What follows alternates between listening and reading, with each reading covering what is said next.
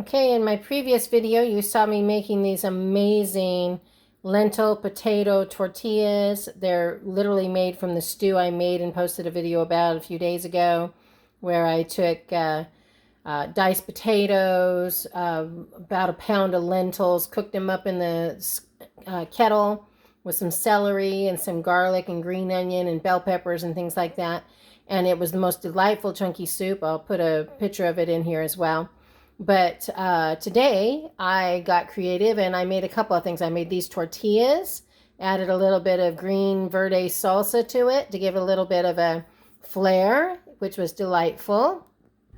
I took that flame roasted green chilies, which its only ingredients literally were the green peppers, garlic salt, and lime juice. No preservatives, anything weird like that. And I blended it with the soup and turned it into this giant jar of the other jar, the old jar. I just put it right back in there again, and it's a sauce that I can use on anything this week. I went a little bit further and I took some of that thicker salsa sauce that I made and I diluted it with some alkaline water that we offer and turned it into like a V8 juice that is absolutely divine. On the skillet earlier, I showed you some frozen broccoli, kale, and onion and pepper blend.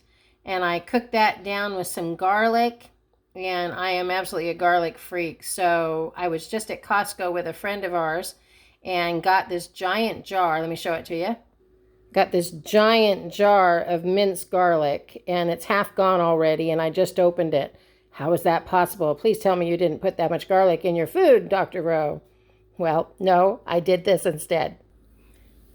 I put it in this silicone mini muffin pan and I'm freezing it in little tiny, basically it's like 2 tablespoons of garlic mince that when it's frozen, I can pop those out and put them in a baggie and just pull them out one at a time as I needed them.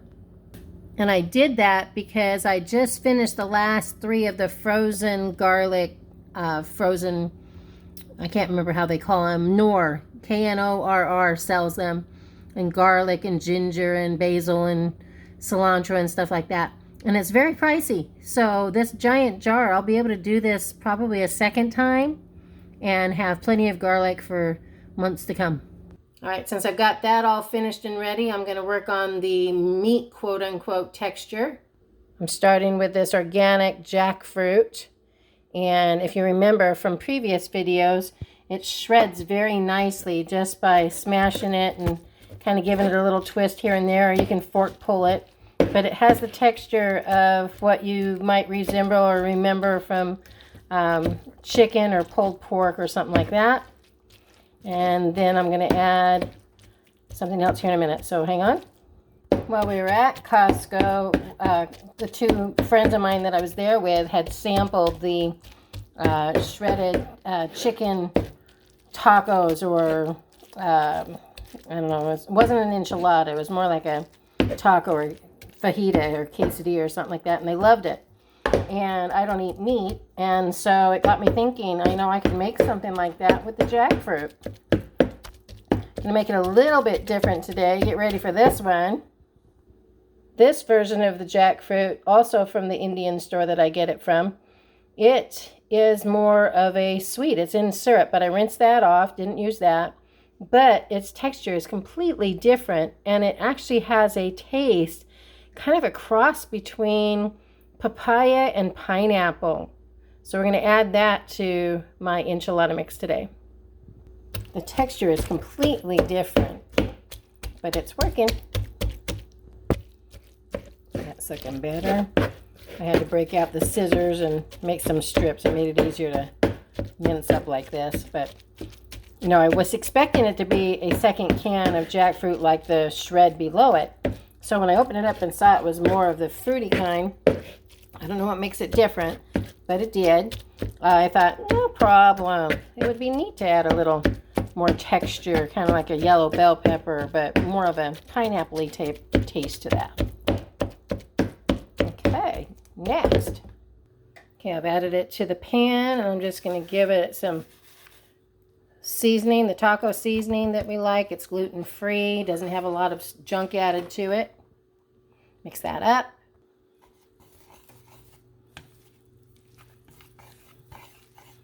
Get it nice and warm. It'll be tasty as can be. All the texture that you've been wanting, all the flavor that we crave. And I'm going to add some beans, and that will be the filling. Okay, I've dumped a can of the Goya beans in here. I do love the Goya brand. It is from Mexico, and Mexico does not allow Monsanto into its borders. Thank you, Mexico.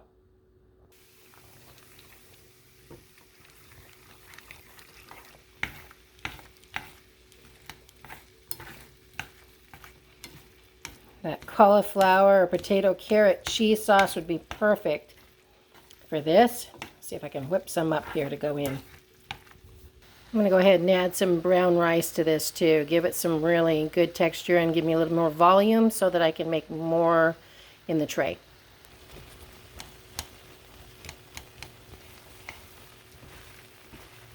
Oh yeah. Trying to speed up this video a little bit. So in this blender I have 5 pre-cooked potatoes. I have 1 cup of nutritional yeast, 1 cup of tapioca starch. The other starches don't work if you're doing the stretchy mozzarella kind of cheese. It's got 1 tablespoon of garlic powder, 1 tablespoon of onion powder, and then it's got the juice from the pickle jar. Yep, that's what I do. It's already nice and thick as it goes into the skillet here, but it's going to get stretchy as we stir it around and heat it up just a little bit. That's what I'm talking about, stretchy cheese. It's mixing into our goodies just great. Let's make a perfect filling. Perfecto. I wish you could smell it. My husband doesn't like a lot of spicy things, but that 1 packet of taco sauce seasoning is going to be just perfect for him. They invented Cholula sauce for the rest of us. This, my friends, is the leftover cheese sauce that I'm not using for the enchiladas today, that I added the rest of the pickle medley. It's a bottle jar and a ball container that I picked up at the farmer's market. And I put the rest of that in there, blended up to make a wonderful sauce for the remainder of the week. It made me enough for 2 jars to use. Yum, yum, yum, yum. For my next magic trick, because I don't have any enchilada sauce evidently, I'm just going to mix a little menudo spice with the organic tomato herbs, maybe a little bit of cayenne, and I think I'm going to find the last of the picante pico de gallo in the refrigerator and mix that in there too. The menudo spice is not too spicy for my husband, so this works perfect. Let's see how it turns out. Okay, I've got a 9x13 pan here. I'm going to put some of the sauce in the bottom and give it a nice layer. Swirl it around a little. Add in a generous portion of our mixture. I'm going to just roll it up like a blanket and sit that seam side down in the pan and continue. Oh, those pretty. You can just put some sauce on top and bake them.